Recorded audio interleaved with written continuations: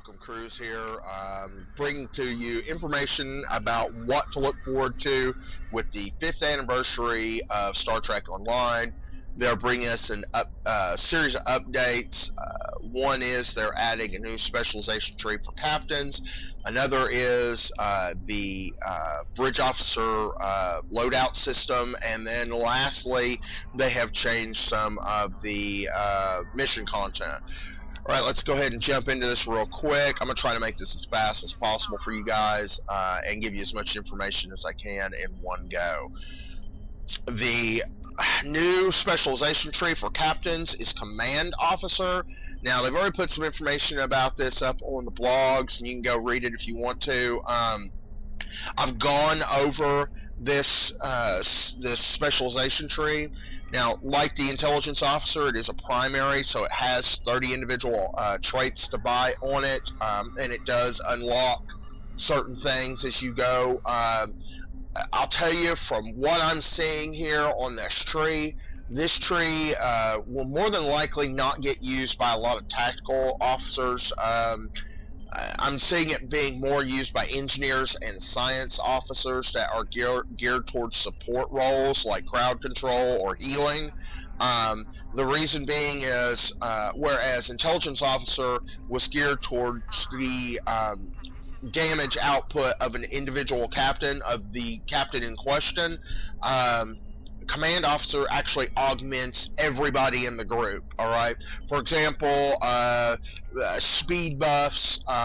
This one of the first traits that you can actually buy actually gives a 10% speed buff while sprinting, and it's for everybody in your team.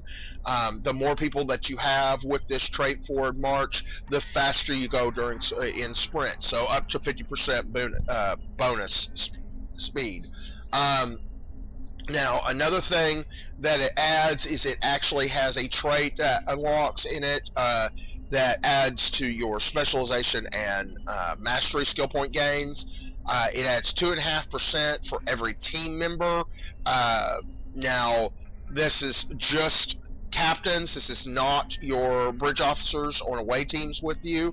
So you're looking at a grand total of 12.5% in like a STF or during episodic mission content, whatever, as long as you have a full team with you.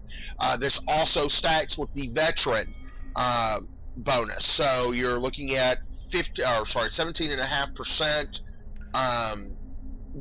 specialization skill point bonus. I don't think it affects your mastery with the veteran, so you're still looking at a 12.5% with mastery, but it will make mastery go a lot faster in full groups if somebody has this trait.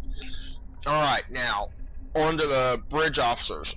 Yesterday I messed around with one of my bridge officers. I bought her all of the available manuals for tactical, and you'll notice here that on the lieutenant commander is what I have selected.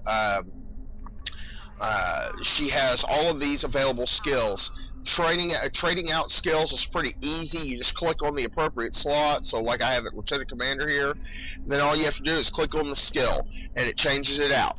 That is your officer's loadout as you are playing. So pretty easy, pretty quick. While I'm at it, I'm going to show you the stations. Stations, pretty easy.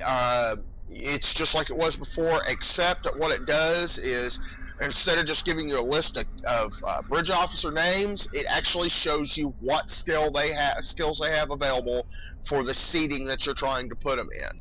So, like for example, I'm looking at an ensign.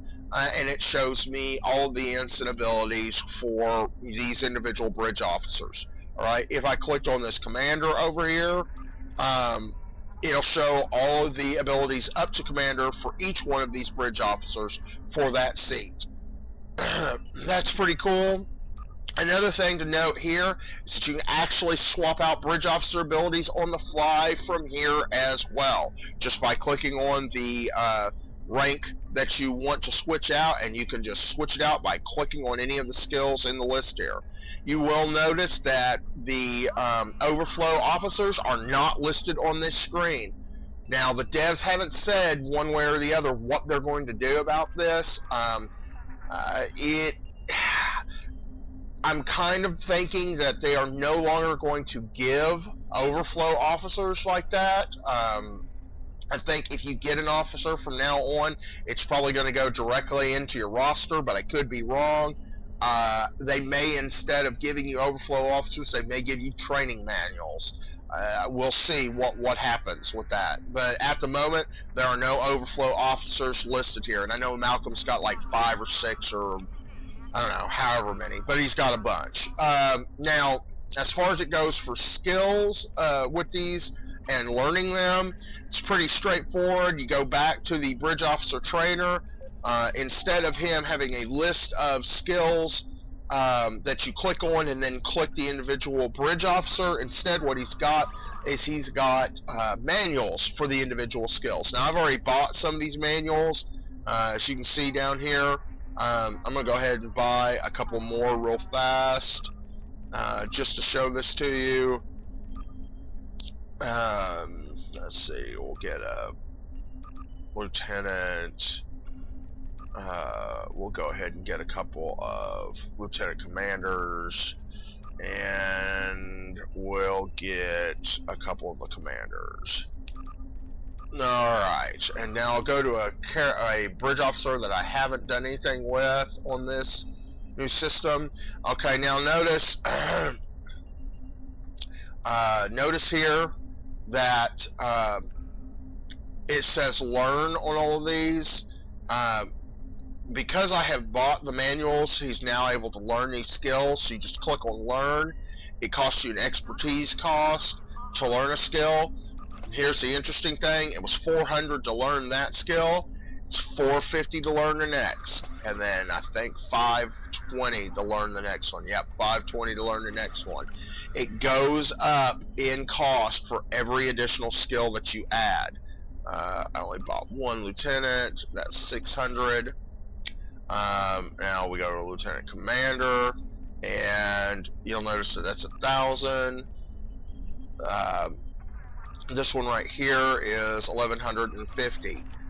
So those, that's what it's going to do. It's going to increase in cost as you go up, one in the rank, and also it's going to go up in cost as you add more skills. Grand total, looking at probably about 100,000 expertise to learn every skill for, let's say, a tactical officer or engineering officer or whatever. This does not include specializations. Now, on the issue of specializations, notice at the top of this, there's a little drop-down menu here.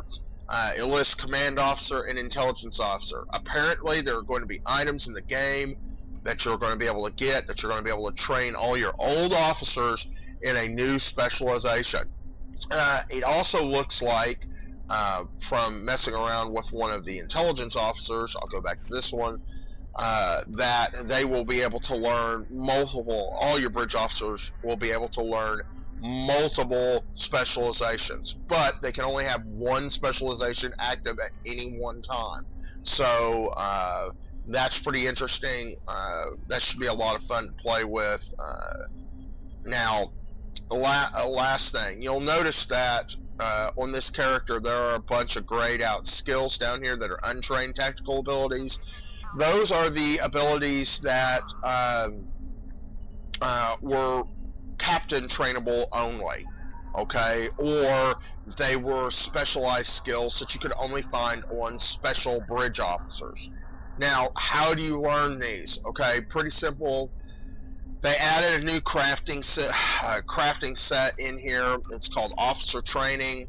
Officer Training, each one of these, now you'll notice, since I'm on Malcolm, this is all tactical.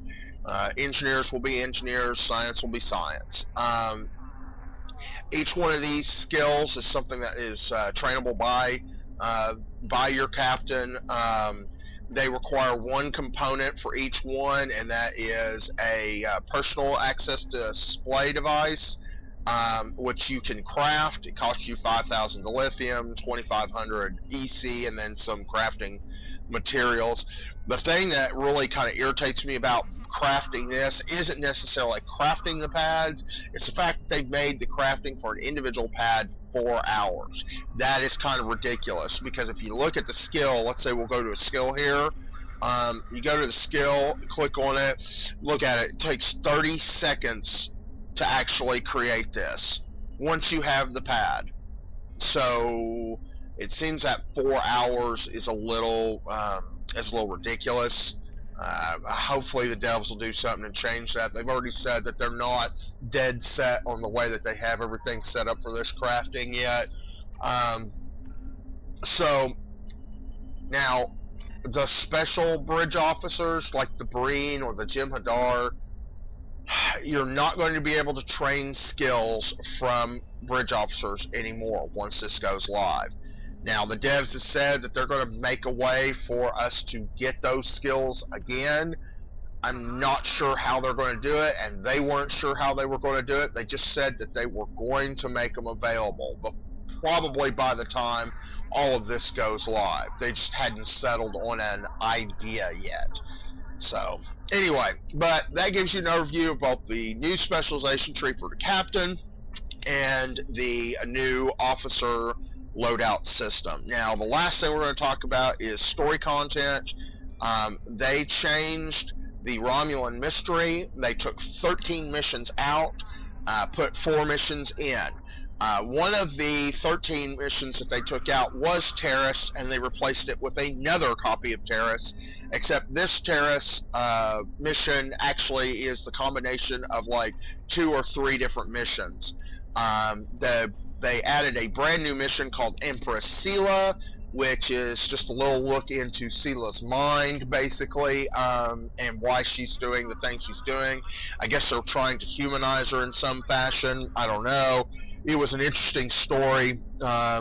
You'll probably like it when it comes out because it'll be available for you. The other 2 missions that they put in here were Desperate Measures and Shadow Play. Now, my understanding is Desperate Measures is a combination of 2 missions. Shadow Play is also a combination of 2 missions. Like I said, Terrace is a combination of 3, if I understood correctly. So, they took out 13 and basically gave us back 8 missions. But they condensed it into 4. So there you have it. That's all the new stuff to look forward to with the 5th anniversary coming up.